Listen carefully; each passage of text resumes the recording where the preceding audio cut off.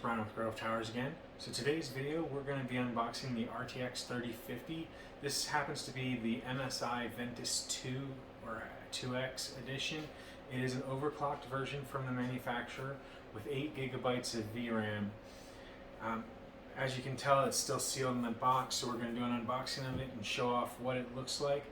This one cost me roughly $380 before tax. After tax, it was about $415, just so you know the price. It's a little bit over $100 over MSRP. Overall, I do not recommend paying over MSRP if you can avoid it. Right now, we're still in a downward slope, which is great, but it still hasn't gotten to MSRP yet. So if you're able to hold off for a video card, I would highly recommend waiting. I am going to do a video, hopefully in the next month or two, where I will benchmark this card beforehand, and then I'll put up a spreadsheet type thing where I'll show a graph of where certain video cards are in the grand scheme of things. And that way we can take a look at the performance of the 3050 versus some of the other options that are out there, used and new. If you're able to, I do recommend going a little bit higher end than 3050, unless you're running like a Celeron or a Ryzen 3 or an i3. Something like that would pair really well with the 3050. But anything higher, I'd go with a 3060 or a 6600 or better. So the RX 6600 XT is a step above this one. The 3060 is also a step or 2 steps above this one. The 3050 Ti would be in between. I don't recall if they've released the 3050 Ti or not. But so overall, if you're able to spend the extra, I would buy a RTX 3060 or a 6600 XT from the Radeon series. It'll be a little bit better performance for only a little bit more money. As I said, this one cost me about $400, give or take a few bucks either way, depending on whether you want with tax or without. But this is the MSI Ventus 2X 8 gigabyte overclocked edition. Let's go ahead and take a look and see what we get for our roughly $400.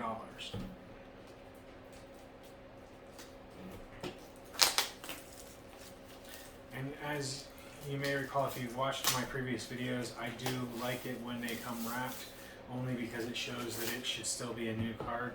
There are ways of getting around that, but it's not something that the average person would be able to.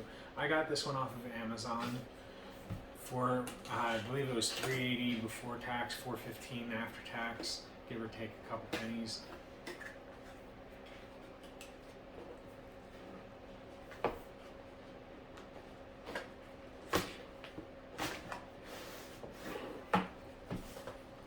Okay, so inside we have a little bit of a box. It's missing a top to it, but it has a little bit of foam.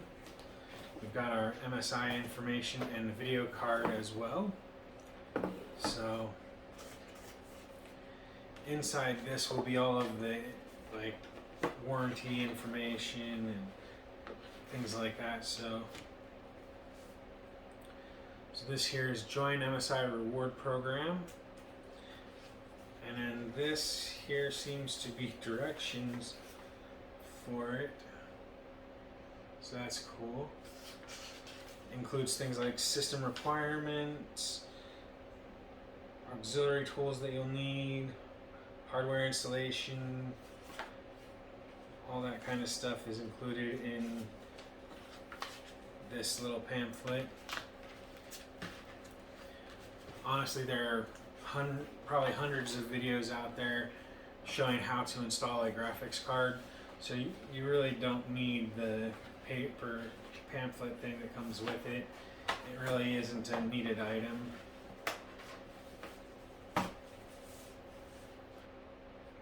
So now it's time for the main reason of this video. We're going to go ahead and finish opening up the 3050.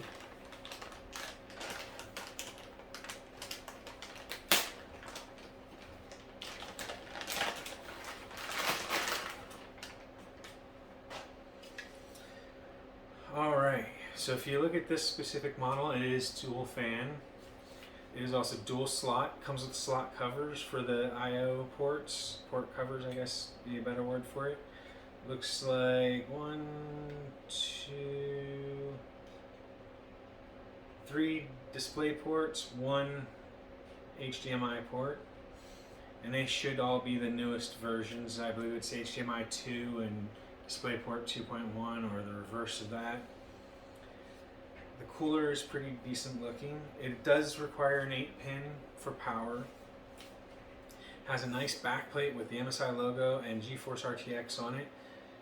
Also has your sticker for your serial number. It also includes the X16 finger with a finger cover so that it's protected as well from scratches and things like that. And so overall, it looks like a fairly nice card. I'm looking forward to doing a FPS test on Unigine Heaven of benchmarking and see how that turns out. I also want to see how it compares to other cards like the RX 6500 XT that I have, see how it performs overall.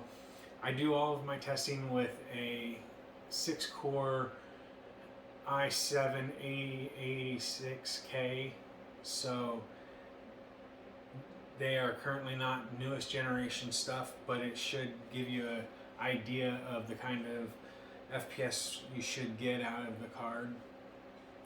If I can, I'll include that in the video. I'll cut away and include a screenshot of it.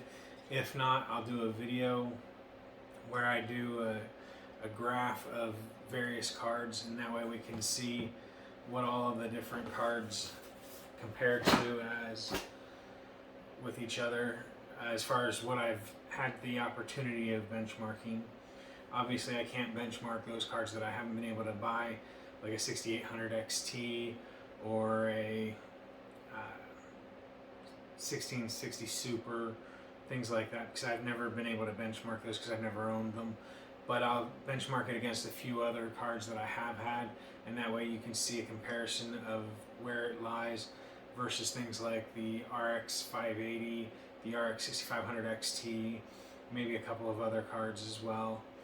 So that is today's video. Just wanted to give you all a look at the card.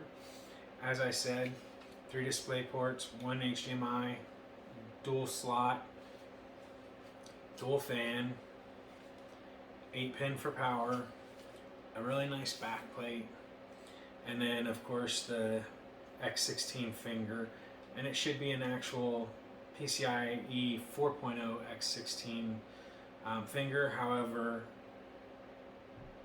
I haven't seen a card that beats out the need for the bandwidth of the PCIe 3, but this one should be PCIe 4 compatible. So anyway, that is today's video. I do hope that you all found this video informational. If not informational, then at least entertaining. If you did, make sure you hit the like button down below. If you have any questions about myself, the product, or the channel, make sure you ask those in the comments section down below, or at TowersGrey on Twitter. And then, as always, if you haven't already, hit the subscribe button that should be in this general area over here, and that way you can keep up to date on our new videos and our community section. So thank you all for watching. I hope you have a wonderful day. Bye for now.